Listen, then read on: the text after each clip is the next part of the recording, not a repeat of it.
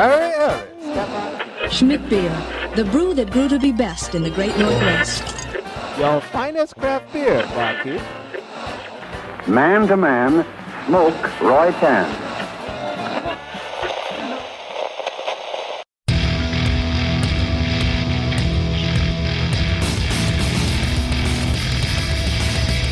Cheers, everyone, and welcome to The Unfiltered Gentleman. And now, here are Greg, Scott, and Dan coming at you ice cold and unfiltered. Hey, everybody, welcome into The Unfiltered Gentleman. This is Greg, just me today. I'm on a bit of a field trip. I am in Oxnard, California at the 1901 Speakeasy, 1901speakeasy.com, and 1901 Speakeasy on social medias. Doing something very different on the show today. This will be our first episode that is completely sans beer. We're talking spirits, we're talking mixology, we're talking cocktails here. I'm being joined by the head mixologist, bartender, booze slinger extraordinaire, Jared Krupp. Jared, thanks so much for joining me today. Thank you for having me. This is a bit of a trip away from what we're used to. We're always talking craft beer and craft beer and craft beer. Listener Jose said we had to check out 1901 Speakeasy, that your drinks are amazing, and that this place is really cool. And so far, this place is super cool. Not really what you'd expect when you walk in over here. No. Which is nice. So thanks for having us. Yeah, thanks again for having me. I think we've created a super cool space here in a place that a lot of naysayers said we couldn't. Right. You know, I had a friend, restaurant owner actually, who said you can't put lipstick on a pig. And it's Oxnard. And Right. I was like, no, I think everybody likes nice places and likes diversity. No matter where it is, yeah. No matter where it is. And I thought this was a perfect opportunity. And I really think that Oxnard and places like Oxnard, other places that maybe don't have places like this, could use places like this. Yeah. And the proof's in the pudding. It's working. Yeah, there's nothing wrong with a nice place. Right. Everyone wants a nice place to go, no matter Right, who you are. right. People like nice places. Before we get a little history on you and like as a bartender and everything, I want a little history on this place because this building itself has been around for quite a while. Yeah, it has. And the reason that we chose the name 1901 is because that's the year that this house was originally built. And it was originally in downtown Oxnard on C Street. Okay. So the original owners, she came from Los Angeles, a woman, and she made a lot of money in the farming business. Unfortunately, the year after she moved up here, her husband passed away. And she was sort of a philanthropist and just a really sort of cutting edge woman. And she traveled the world and she ended up selling the house. And the house was then moved in the 60s to over by Victoria and Woolley Street. Okay. So they literally picked it up. They sawed it in half, which Wow. I don't know how you saw a house in half, Yeah. but they sawed it in half. But they did it. They did it. They moved it over to Victoria and Woolley, and it was there from the 60s until the 90s. And then in 91, the city of Oxnard bought 14 of these homes and moved them to the Heritage Square. Okay. And this house was originally, the basement was not here, obviously, when they moved it, but they wanted to keep it, very traditional to the original house. So they actually dug a trench and made the basement before they put the house on the property. Okay. So that it would have a basement, which kept in theme to the original house. Right now there's an Italian restaurant up top. Has it always been that? Has it gone through kind of a history of things? Yeah, the Michelle Kinney has been in this space for 13 years. Okay. She finally bought the building last year. I know it was a restaurant before that. I don't think it was always a restaurant, but she's been here for, now almost 15 years. Wow. Yeah. And have you been with 1901 since it began? Since the beginning, since conception, basically. I just, by chance, happened to be having dinner with my wife and last summer and struck up a conversation with the owner and her husband, and they were very excited because they had just bought the building after years of negotiations with the state of California, and there's some issues with the historical, everything. So they were excited, and they were just talking about that they wanted to make some improvements and some renovations. At the time, they were painting the outside of the building. It had just become a little dilapidated, and they did a beautiful job of restoring the paint on the outside. And then they said, we want to redo the bar downstairs. And I kind of perked up and had quite a bit of experience in the bar business, restaurant business. And I asked them if I could take a look. And I came downstairs, and, it was a place that needed some TLC. Yeah. But I saw a diamond in the rough. And I proposed to them. I said, I think if we shut it down and gut it and rebuild it and make it a speakeasy, because we just walked down into the basement. Right. Seems fitting. Seems fitting. Speakeasies are big right now. Prohibition cocktails, all of that stuff is huge. And if you're willing to do it, then I'm on board. And they said yes. So they have a concert series in the summertime here in Heritage Square. So we waited until the last concert was done, and literally that was on Friday, and we were open Friday, Saturday, and then Sunday we shut the doors. And what started out as a 2-week project of let's just kind of remodel a little bit and get it reopened. Once we really started getting into it, we just said, you know what, let's just do it right. Yeah. So a 2-week project ended up being a little over 3 months. Okay. So we gutted it and rebuilt it. And opened up in late 2018? Opened up in late 2018. We did a kind of a soft opening in December. Yeah. It was a complete turnaround, a complete change. So it has taken a minute to get the word out and, sort of reestablish ourselves as the new bar and the new concept. Yeah. And that kind of thing. And it sounds like it's a totally different clientele that you're kind of reaching from what it used to be. Yes. It used to be more of a dive. It used to be more of a dive bar. It appealed to a certain clientele. It was, for lack of a better word, kind of a party place on the weekends. Yeah. They were doing DJs and that kind of thing. We just decided to go a different direction. And try this concept. And like I said, every day is better than the day before. So it's really working. Perfect. Well, speaking of Prohibition cocktails, you have in front of us quite the lineup of cocktails. Yes. Where do you think we should start, first of all? I guess we'll just go down the line? Yeah, we'll go down the line right to left. Usually we have brewers on here. They describe what you should be tasting and experiencing with their beer. Do the same thing and pretend I'm an idiot, because I am an idiot and I don't drink very many cocktails. So walk me through what I should be experiencing and kind of what's in it and that kind of stuff. Start out with the Sazerac. It's a very classic cocktail created in New Orleans. It's supposedly New Orleans' first real cocktail. It's got absinthe, which is a liqueur that can become very overpowering. It's a very licoricey. You want to get that in the nose, but that's not all you want to taste. Right. So what I do is I just put a little bit in the glass and do a rinse, and then I throw it out of the glass. So hopefully the essence is still there, but not the overpowering flavor of the drink.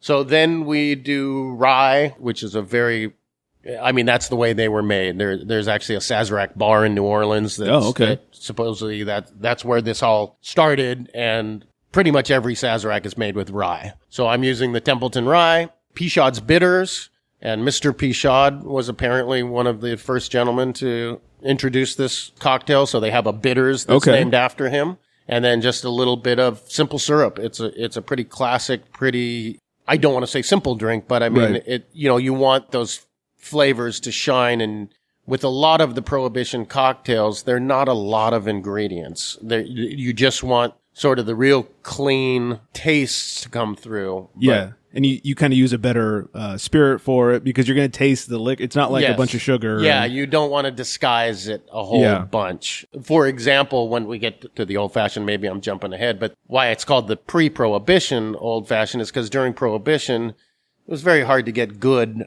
liquor. So the old-fashioned, you would muddle an orange, you would muddle a cherry, you would put sugar. You were basically trying to disguise the flavor. Make it drinkable of probably a less than quality product of whiskey. Nowadays, you want that to shine through, so we just make it a little bit differently. We try to keep it really nice and clean and simple. Those are the kind of cocktails I like. I hate the super sugary, daiquiris and margaritas and that kind of stuff. Yeah.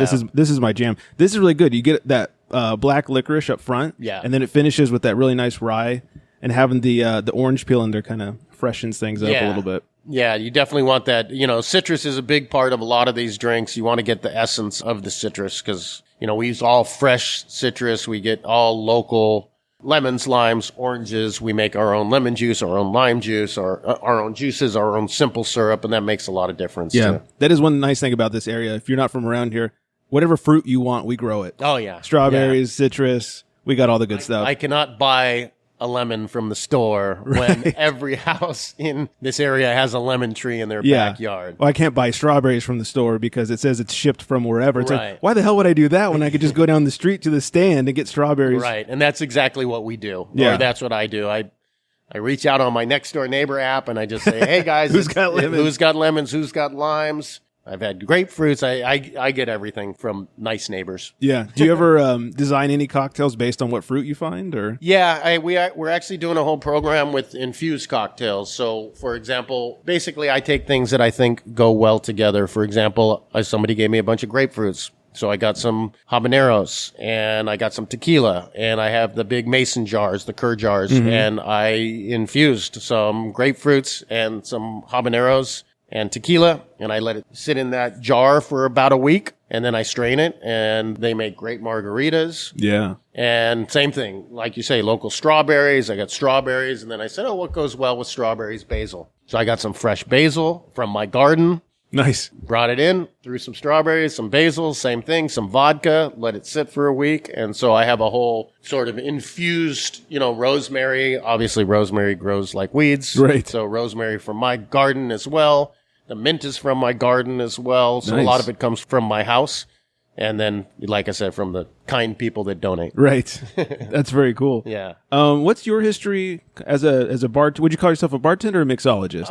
What do you like? Yeah, that's tough. I mean, I would really call myself as maybe a reluctant restaurateur because I sort of fell into it. My brother is a chef. In college, I needed a job, and he gave me a job in the kitchen of the restaurant that he was the head chef at. And it just sort of went from there. As I went off to college, I figured out that bartending was much more lucrative than working in the kitchen. Oh, sure. Yeah. So I switched sides, and I literally put myself through college. Now, granted, this was a long time ago when college was a lot more affordable. Not $100,000 a year. Not $100,000 a year, but I was able to put myself through school, bartending on the evenings. And so I've gone in and out of it. I was a junior high school teacher for 20 years, but I almost always had a second job because especially starting out as a teacher, we're not making a lot of money. Right. So I had a second job on the weekends, in summer times, and things like that. I think there's two kinds of people. There's restaurant people and not restaurant people. Sure. And it kind of gets into your blood. And you enjoy that rush, and you enjoy working with people and service and all of that stuff. So I've been in and out.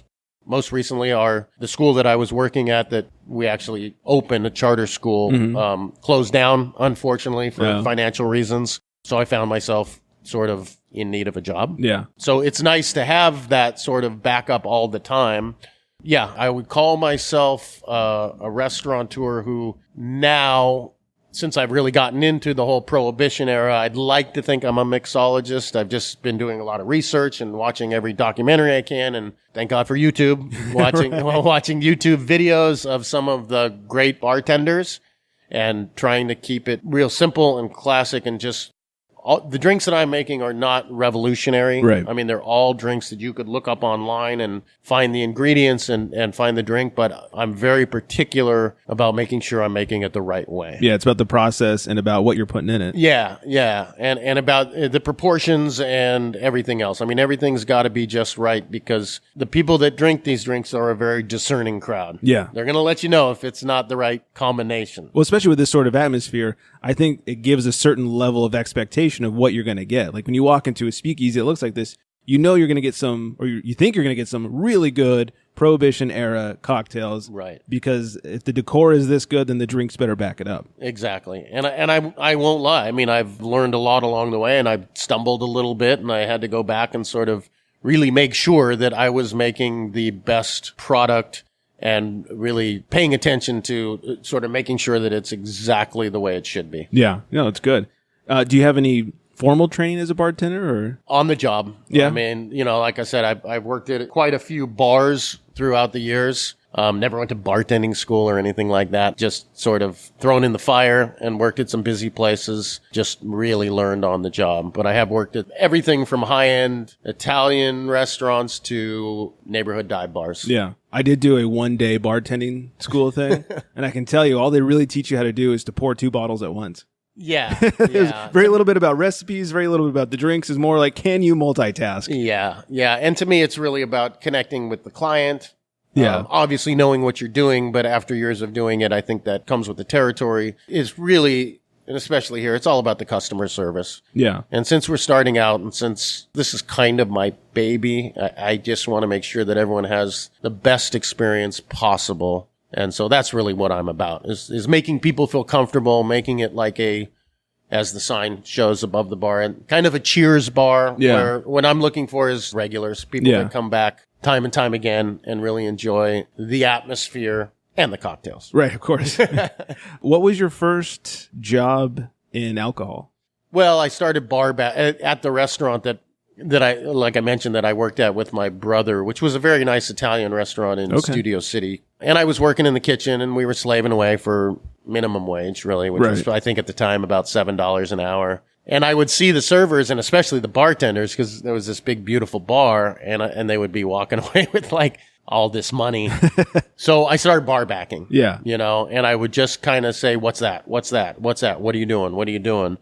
And from there, I went off to college, and same thing. I started working at a restaurant bar, and the bartender was nice enough that I would say, hey, do you mind on my days off if I just come in and sort of shadow you? And I said that. I said, what's that? What's that? What's that? And then eventually he decided, well, I can make the same amount of money by just letting Jared bartend and make the drinks and serve the people, and I'll just collect the money. So, and this was back in the day when you could still smoke in the bar. So he'd sit at the bar and smoke cigarettes and hang out.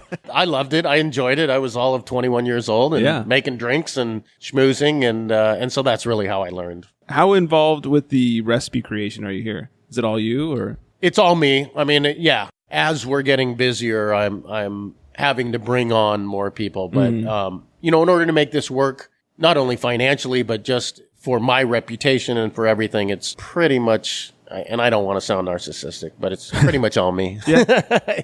I created the cocktail list. I didn't create the cocktails, but I just tried to take about 10 of the most popular Prohibition cocktails. Right. Created a new wine list, brought in all local craft beers, bottled beers, pretty much changed everything. Yeah. So yeah, I'm involved from the ground up, basically. Will you make off the menu cocktails for people? Absolutely. Someone came in last night and they said, I'm looking at all these specialty cocktails. Do you make margaritas?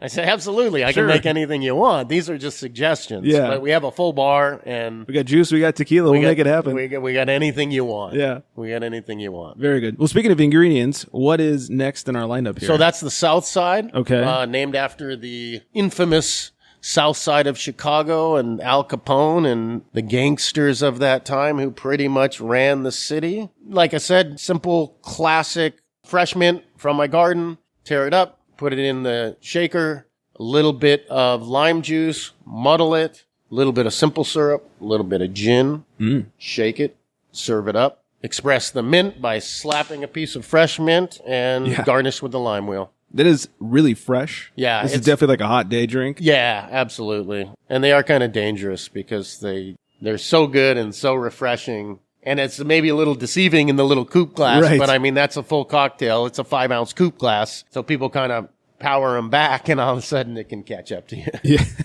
Yeah, that citrus and the mint really work well together to freshen it up and make it more dangerous because it balances it out a little bit. And you're like, oh, this isn't so bad. This isn't strong. Right. Little do you know. Little do you know that it's mostly alcohol. And you said gin in there, right? Gin. Yeah. Okay. Gin and whiskey were really the predominant liquors during Prohibition. Right. I mean, there is a little bit of vodka, but, rumor has it that a lot of the vodka, the grain that makes a lot of the vodkas, they wanted to save for bread and for things like that for the war effort. Oh, okay. So there was a big push to save the grain and not make alcohol from it. Okay. And whiskey's a little easier to make, right? Yeah. I Like mean, in your backyard kind of thing. You got a distiller and you got corn, you got mash or stuff like that. I think it's a little, it just seemed to be predominantly whiskey and gin. Yeah. During the Prohibition. Yeah, a little easier to come by.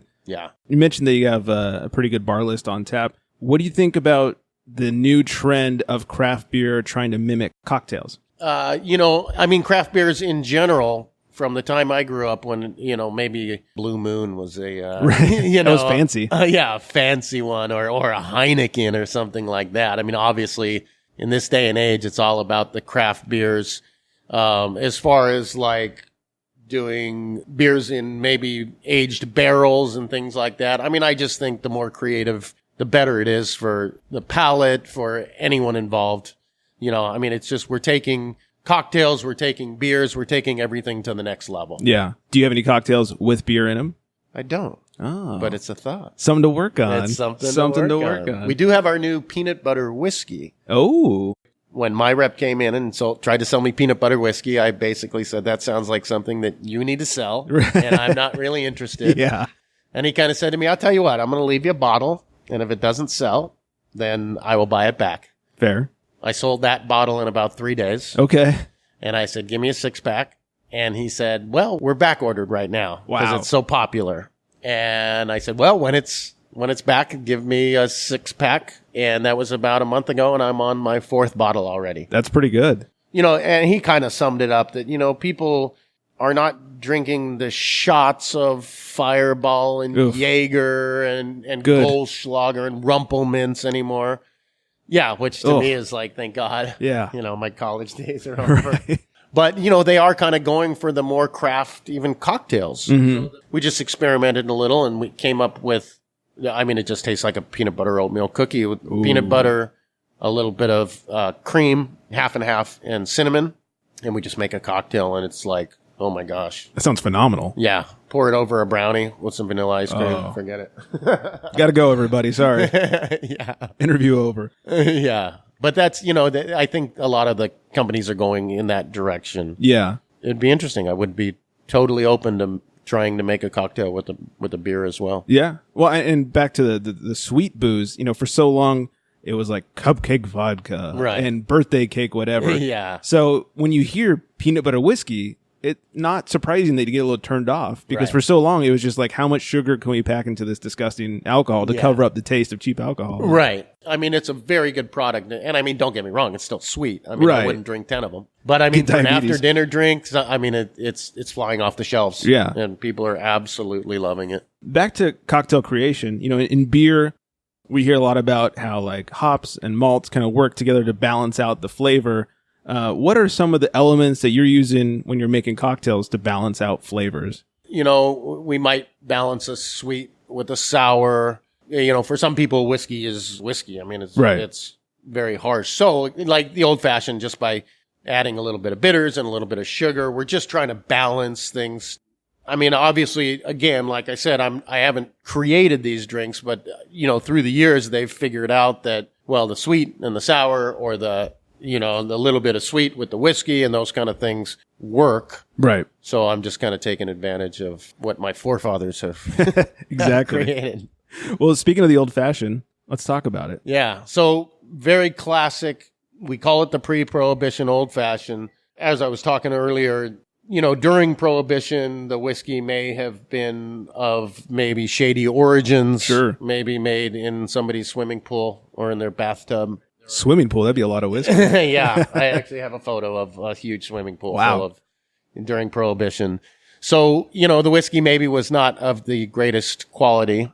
And there's actually stories about people mixing turpentine and rubbing alcohol and other horrible things. So people were going blind and people were actually dying and things like that. So maybe in order to sort of mask that, they would muddle cherries and put a bunch of sugar and muddle oranges and just make this cocktail that I think would actually just mask the flavor so you could make it at least palatable. Yeah. Well, in this day and age, we have nice whiskeys, nice ryes, so we don't want to mask the flavor too much. We want to enhance it. Right. So classic sugar cube, soaked in bitters, muddled, no soda water like they used to add, just rye, always a big cube of ice. Mm-hmm. It's not going to dilute the drink as much. And then I will just do a lemon peel, which I'll sort of lace around the rim. So the idea is that when you have these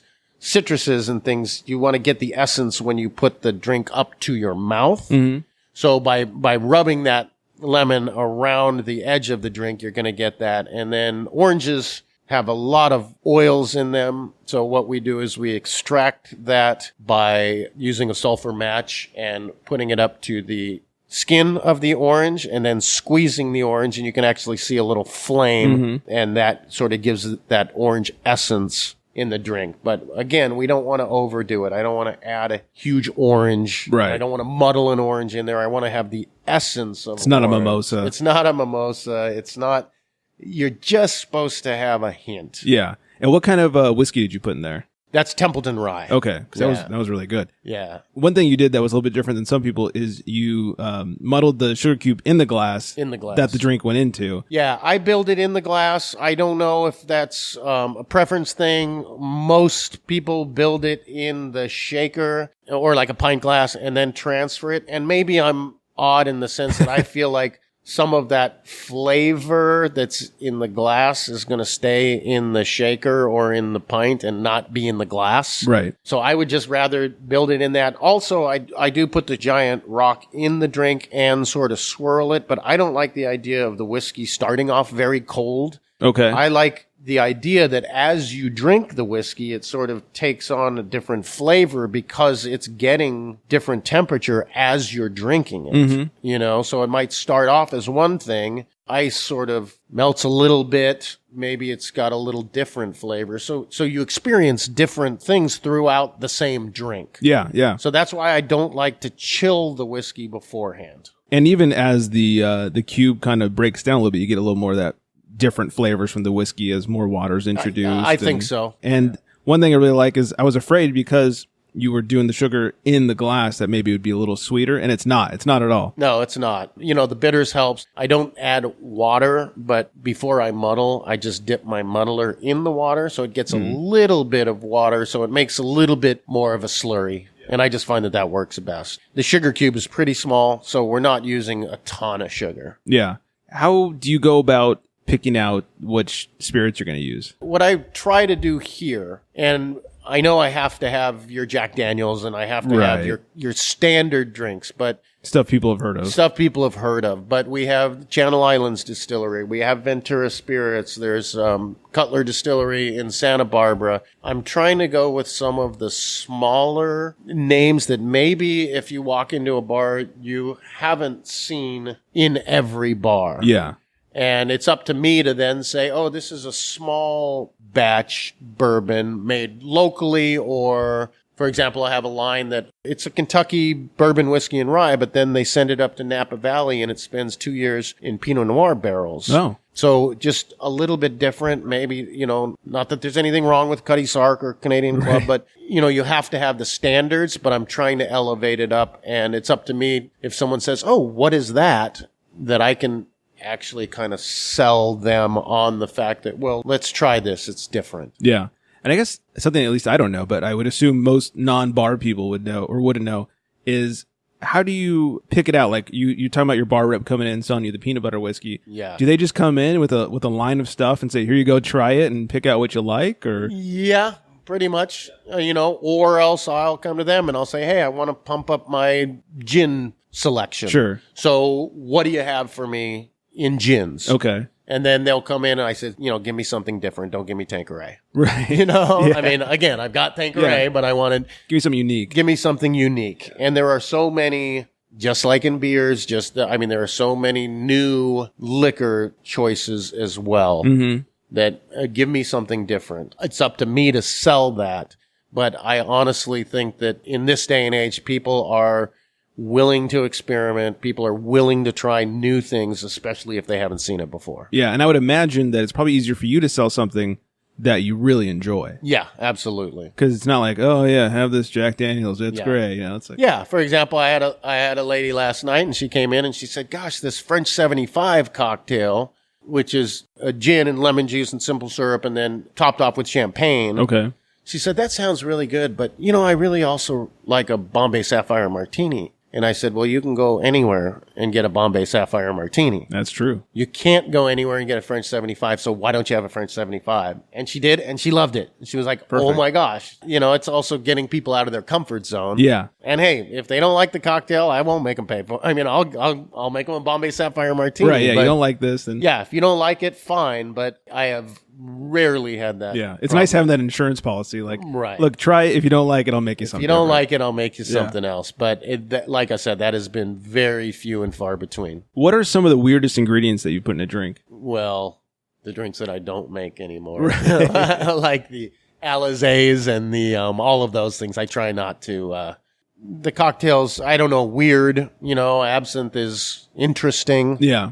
It's got an interesting history, and they say that's why Van Gogh cut his ear off on a binge, and it used to have different ingredients. It had THC in it, which doesn't have anymore, but they have gone back. But probably to will making soon. It. Probably will soon. At least out here. But they've gone back to making it with the wormwood and the other ingredients. So, nothing too crazy. Okay. But I would say like the absinthe and some of the more interesting, the maraschino liqueur, which a lot of people maybe have not heard of, goes in the Hemingway daiquiri, which we'll probably talk about in a moment. But I don't know if this is common knowledge to people outside the industry, but like egg whites are a fairly common ingredient. But when you think about it, that's kind of weird. That's a little weird. A classic whiskey sour should be made with egg whites. It should be shaken dry, so you get that real frothy foam. Yeah. Probably the most classic cocktail is the Ramus Fizz, which is tricky. I mean, it's that one has a few more ingredients, and the rumor was that you shake it for 4 minutes. Oh, geez. I mean, who's got that time? Yeah. Get a And workout. if you don't do it right, and if it doesn't foam up right, the foam is supposed to like rise up above the glass, and orange flower water. That would be one of those drinks that maybe has ingredients that aren't in any other cocktail. Yeah. But yes, we do classic whiskey sours with eggs. I have 4 chickens. Oh, nice. The organic eggs work the best. Okay. It seems that the egg whites, for whatever reason, just froth up and foam better. It's weird not to get all like hipstery, but like organic eggs are different. And I don't say that about just about anything else that's organic. No, they're totally different. Yeah, my buddy has chickens, and when you have hard-boiled organic eggs, like it tastes different. Yeah. The yolk is brighter. Yeah. I mean, you can even see the difference. It's really weird. My yolks are like bright orange. Yeah. And maybe you just realize that after buying eggs from the store for years, you think that they're just something. And then when you get, and they actually have flavor, like, wow, this egg tastes like an egg. That's what we do. I have more eggs than I know what to do with. If you want any, I'll. Sign me up. We eat tons of eggs. Yeah. What's the it drink right now? I would say the old fashioned. I probably sell that 5-1 over all the other cocktails. And it's funny because it's a younger crowd that's drinking them. Yeah. And I just think when I was 23 or 24, like whiskey to me was this horrible brown stuff that maybe my dad drank. Right. And I just didn't want anything to do with it. Well, it kind of had a reputation for, is what the alcoholics drank. Yeah. You just drank it to get hammered kind of thing. Right. And maybe back 30 something years ago, it wasn't the quality that it is now. Sure. Or maybe we were, I was just drinking poor quality whiskey. Even now, since I've been doing this, I'll have an old fashioned and I'll really enjoy it, where I never, ever up until probably a year ago even drank whiskey at all. Yeah. And now I get the nuances, and now I know the difference between a rye versus a whiskey versus a bourbon. They definitely have different flavors and different tastes, very same to the evolution of beer, the evolution of wine, all of that stuff. I mean, back in the day, it's like Sutter Home White Zinfandel. I was fancy, So, Check out my box. but I would say across the board, old fashions are the drink of choice. Yeah. All right. What's our final cocktail? Okay, here? so right here we have the Hemingway daiquiri. As we all know, Hemingway liked to imbibe once in a while. Yes. I think he was the original hipster. Right. And so it's rum. He spent a lot of time down in Florida and the Keys and Cuba. Rumor has it he was diabetic. So as much as he liked his kind of daiquiris, he couldn't really do a lot of the sugar. So he did it with grapefruit juice and maraschino liqueur. It does have a little simple syrup, and it does have some lime juice. But the simple syrup that I make is a 1-to-1 ratio, pretty classic, of sugar and water. Yeah. So it's not super, super sugary. Garnished with a Bing cherry. The dark cherries are really what you should be using. The maraschino cherries are fine for Shirley Temples, Sure. but not really for nice cocktails. Right. And a lime wedge. And again, a pretty classic cocktail. But we wanted to pay homage to one of the greats. Yeah. And what type of rum is in here? That is the Kraken rum. Kraken rum. Okay. Yeah. You get a little bit of that lime, but it's not in-your-face lime. Yeah, Just a little lime it's- flavor. You know, I think when people think of daiquiri, you know, you think of sitting out and Jimmy Buffett. And, you know, some people, when you bring out the daiquiri, they kind of say, oh, I thought that was going to be like a daiquiri in Right, a yeah. daiquiri glass. You Frozen. Know, frozen. Yeah. No, that's not the way they drank cocktails. Basically an adult slushy. Yeah, that's not the way they did it. That's Right. not the way we do it. I mean, a cocktail was a cocktail. Again, we're trying to keep it classic. What's something that people are often surprised by when they get a drink? I think it's that a lot of people, including myself, are not familiar with a lot of these drinks. So when you get a sidecar that's cognac and Cointreau and lime juice, that just sounds like, oh my, I would never think of those kind of things. But obviously these drinks have been perfected over the years. So I think they're probably surprised at how good they taste. Right. Considering they've never had anything like that before. Yeah. When people go to a bar, and this often happens at lesser bars, but you go to a bar and they say, like, what do you want? Do you want well spirit or do you want like a special brand? Yeah. Do you think that there's any advantage to ordering a certain brand over saying well? Like, should people not be ordering well? Because I think the fear is, this is just a general bartender question. I think the fear is like, oh, if I don't order well, it's going to be crazy expensive. Yeah. When in the reality, I mean, usually a higher end drink, liquor is really only 50 cents or $1 more than Okay. the well. Now, if you're making a rum and coke, does it really matter? Probably not. Probably not.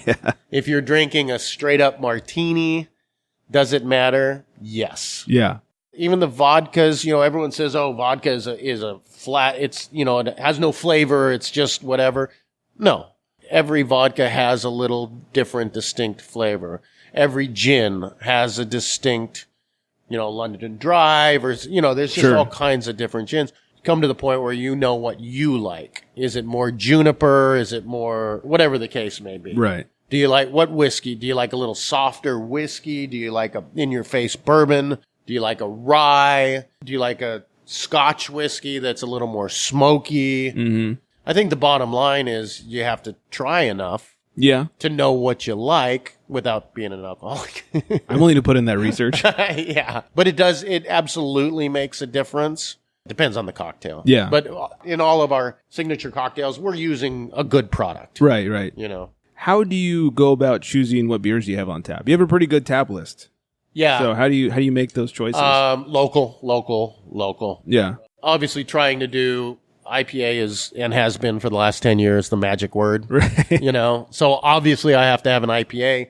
Topa Topa, to me, is a signature.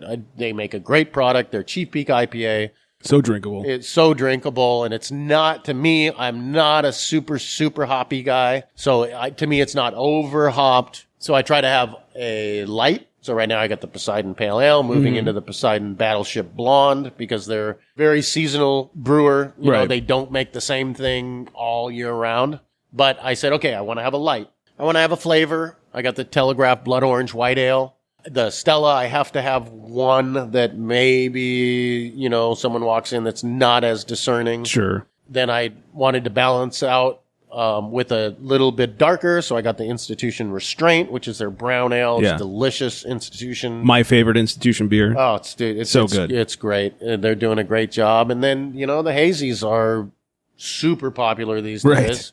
So I was up at the new Made West tasting room and had a hazy, and I said, I got to have that. Yeah, Made West does it right. Made West does it right, so I put their hazy IPA on. I'd love to have a stout, but stout's a tricky market. I'd love to have a sour. Sure. Unfortunately, I've only got 6 tap handles, so I have to be selective. I've got a lot of local breweries that I'd love to. I want to support all the locals, Right. But I've only got 6 taps. Yeah, that must be hard. Yeah. What are some of the annoying, and this is a question for a bartender, what are some of the annoying things that you get from customers? In general, well, everyone wants more for less. Sure. So sometimes when we bring out a 5-ounce coupe glass, they say, oh, that's so cute and dainty, but, you know, it's so small. Mm-hmm. And I say, well, it's about the proportions. If I make you a bigger drink, it doesn't mean it's going to have more alcohol. Right. It means it's going to have more stuff.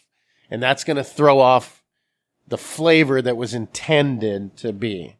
We've actually had to go down to smaller martini glasses because a martini is just straight alcohol. Right. There's nothing else in a martini.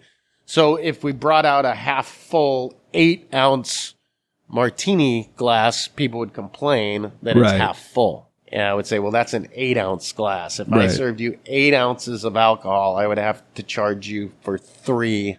No one's going to pay $30 to $40 for a martini. Yeah. And I may lose my license too. And yeah. So I would say, that's it. People want something for nothing. Make me a Yeah. margarita, make it strong. And usually my comeback is, do you want to make it a double? And the answer is always no. All right, then I'll make it how it's supposed to be made. Yeah, and I'll make it and trust the bartender. Mm-hmm. Just like when you're in a restaurant, if you order a dish, trust that the chef knows what they're doing and they Right. put together, and that's one thing that gets me too. Oh, can you take out this and can you add this and can you do this? It's like, well, that's not what the dish was meant to be. You're not at Denny's. You're not at Denny's. And same thing, I had someone, can you make an old fashioned, but can you do this? Can you add this? Can you take out this? I said, well, then it's not my old fashioned. Right. Just tell me that you want a different drink.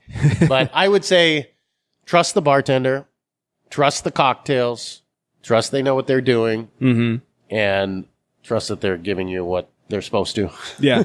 Trust the bartender might be the answer to the next question I was going to ask you. My goal is to always be not the annoying person at a bar. And I was going to say, like, how can we be better customers at a bar? But that might be it. I think that's it. Yeah. Most bartenders are at least knowledgeable enough to know that they are making the product, making the drink the way it's supposed to be made. Trust that they know what they're doing and just enjoy your experience as a customer. Right. And I've had a bartender tell me, I don't know how to make that drink. And I appreciate that. I'm not afraid to do that. Yeah. I'd like to think there's not many that I don't know how to make, but if you were at TGI Fridays and you got a Right. special cocktail list and they had a flaming monkey butt, whatever. My favorite. Yeah. But I would have to say that I know most drinks. And if there's not, we have these magical devices that almost everyone has in their pocket. Right. And I can just Google a drink and I can find out what's in it. But like I said, there's very few drinks that I wouldn't at least have heard of. Or it might have been a while. Right. And I might have to refresh my memory.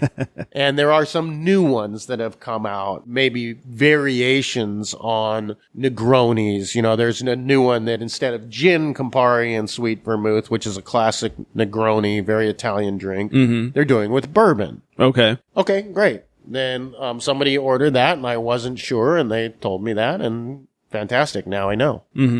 So yeah, I'm not afraid to admit that I don't know everything. What's the weirdest request you've ever received behind the bar? Oh gosh. I actually had Mini-Me. Oh, yeah. Vern Troyer. Yeah. I don't know why I knew that off the top of my head.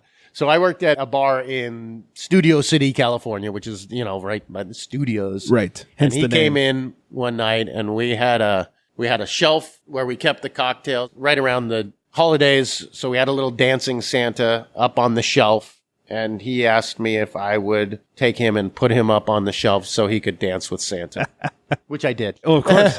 How do you say no? Yeah. How do you say no? That was pretty strange. That's hilarious. Yeah. What's the secret to being a good bartender? I would just say 75% of bartending and service in general is being personable and making somebody feel comfortable. Because let's face it, there's plenty of places to go spend your money. Sure. Where do you go spend your money? You go to a place, hey, Jim works there on Tuesday. We're going there because Jim knows my name and it's cheers and that kind of thing. So I would say, obviously, you have to know your cocktails and you can't fake it. Right. But more than anything else, you just have to make people feel comfortable. And let's face it, we all work hard for our money. And we want to feel appreciated when we're spending money. And when you go out drinking, it ain't cheap. No. And if you buy a round of drinks, it ain't cheap. So at least you want to feel like that person or that establishment appreciates your patronage. Yeah. One thing I like to do with all the brewers that we have on this show is ask them a set of rapid fire questions. So I've altered these to be alcohol related, not beer specific. Okay. I hope I'm a little nervous. So that just the first thing that comes to your mind, don't think about it too long. What's the first alcoholic drink you ever had? Beer, Coors, when I was 6. Starting late. My cousin wasn't a very good influence. Apparently. Bad taste in beer. Yeah. What's the first drink you ever made? Probably a standard. I mean, vodka cranberry, I think, was probably pretty standard. Yeah. I think as I started out, that was about the only thing they would let me make as Right. a very standard cocktail. Either that or a screwdriver. Yeah. I think that actually, I take that back. It might have been a screwdriver. What's the first drink that you ever created? Created, I mean, I would say maybe just tweaked. Mm-hmm. You know, for example, right now we have the soon-to-be world-famous Mule Old Fashioned, which is just to take a kind of a combination of a mule, which is bourbon, lime, simple syrup, ginger beer, and bitters. So it's kind of took the two drinks and put them together and made a cocktail. That's about it. I mean, I don't think you would call tricking your friends into, you know, opening up a Corona. And if you ever open up a Corona, there's a space on the top of it. Right. So to my unknowing friends, I would fill that with a shot of tequila. So the, you know, first thing they tasted was this big, horrible shot of tequila. Or if someone, an annoying customer to me would say, make my drink strong, I would fill the straw with 151. Yeah. So the first drink they get is just pure 151. Very strong. Very strong. So I don't know if that's creating. No, but I cocktail, enjoy it. But yeah. That's a great story. When it comes to beer, you a fan of cans or bottles? Bottles. Tap. Then bottles. Then Tap, cans. then bottles. Tap, Yeah. Bottles and cans. What is your favorite drink and food pairing? You know, to be honest with you, I'm a wine guy for the most part. Mm-hmm. So I mean, give me a nice Chardonnay and a nice piece of ahi tuna, and I'm a happy camper. Or give me a nice meaty, chewy Cabernet and a nice fillet, and I'm just as happy. Nice. That sounds delicious. It's Tuesday night. What are you drinking? Hopefully not a lot, because I'm working. But I have to say, just about every night when I go home, because now that I'm working more evenings than any other time, I usually come home. My wife and I go outside on our patio. We have wine and we talk about the day. So it's wine almost every day. It's good for your heart. Yes. Yes. Usually I ask, what is your beercation destination? But what is your spirits or liquor vacation destination? Any vacation is a vacation destination. We have become cruise people. Okay. So it's been, let's see, we honeymooned. We did a wonderful cruise through the Greek islands, and then we spent a week in Italy on the Cinque Terre. The wine you buy in the jug at the store is as good as any wine that we make here. It's just a wonderful experience. Recently, 2 summers ago, we went to Thailand. Thai beer is delicious. Tsing Tao. And the Singha and Chang are their 2 big ones. Okay. The vacation takes over the alcohol, and then the alcohol is just there with the vacation. Right. An added bonus. Yeah. What is your favorite bar besides your own? Well, okay, let's just say we just went to the new space Made West has up above Eric Erickson's Pier, which is like, why wouldn't you go and have a beer and overlook the ocean? Yeah. And so, okay, right now, that's my favorite spot. I like it. The brand new Made West. Yeah. What's your favorite non-alcohol related hobby? Well, I've always been a surfer. I've been paddleboarding now. I would say paddleboarding is my thing. And finally, what is your favorite word or slang for being drunk? Well, I make fun of the kids. With kids, when I say kids, I'm talking about the 20-something. I would say saying I'm lit. It always gets a chuckle from my 9-year-old daughter. Right. You know? Dad, don't say that. Yeah, you're not cool, Dad. I know that. That's why I'm saying it. Right. Yeah. Yes. I did use the word crunk the other day. Oh, nice. Yeah. A few years late, but Few years late. that makes it all the better. Right. Yeah, yeah. Right. Yeah. I don't claim to be hip. I don't claim to be current. Right. Jared, thank you very much. Thank you. Thanks for having us. Thanks for these phenomenal drinks. If you guys are in the Ventura County area, come on out. It's Oxnard. It's 1901 Speakeasy, 1901speakeasy.com, and 1901 Speakeasy on social media. You can find them at 740 South B Street in Oxnard. Come on out, enjoy some great cocktails, and say hi to Jared and tell him you heard him here and all that good stuff. So thank you so much. Thank you. Cheers. All right. Cheers. Thanks one last time to Jared for spending some time with us and making us some really good cocktails. I have to admit, I'm not a huge cocktail person, but I really enjoyed what he was making, especially that old-fashioned. If you're in the area, go ahead and check out 1901 Speakeasy at 740 South B Street.